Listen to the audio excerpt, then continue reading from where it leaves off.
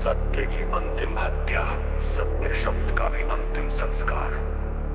सत्य शब्द को मुख से निकाल दे, सत्य मर जाता है।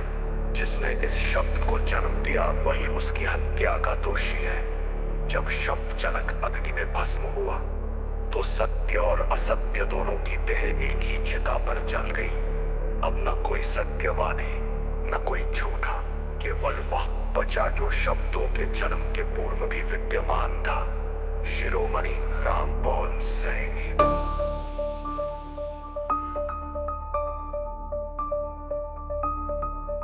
ध्यान का परमातिक शून्य, ध्यान ने स्वयं को ही निगल लिया। ध्यान करो तो ध्याता बच जाता है, ध्यान छोड़ो तो त्यागी जन्म लेता है। मैंने ध्यान को ध्यान की भट्टी में झोंक दिया, तब भट्टी ने स्वयं को ही भस्म कर लिया। अब न भट्टी शेष न ध्यान, केवल वही रहा जो भस्मीकरण के पूर्व विद्यमान था। शिरोमणि रामपाल सैनी।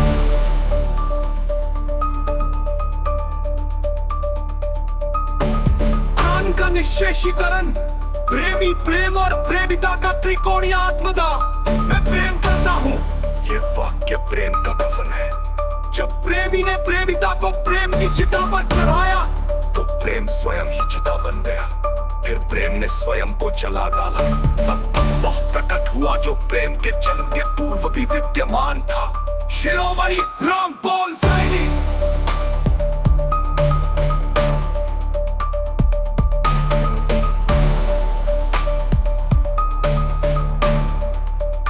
शिरोमणि रामपाल सैनी।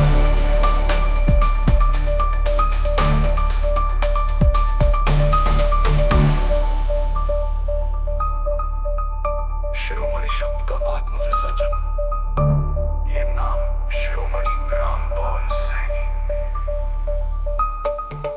शब्दों के महासागर में गिरा एक बूंद था जो सागर में ही विलीन हो गई। जिसने बूंद देखी वो सागर बन गया, जिसे बूंद कहा वो कभी अस्तित्वहीन थी। अब ये नाम किसकी स्मृति है? केवल उसकी जो अभी तक देखने वाला बना हुआ है। शिरोमणि रामपाल सैनी।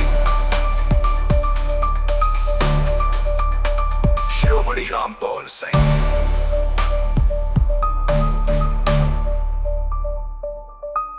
अस्तित्व का निश्शेष विस्फोट हूं और नहीं हूं का महानिर्वाण।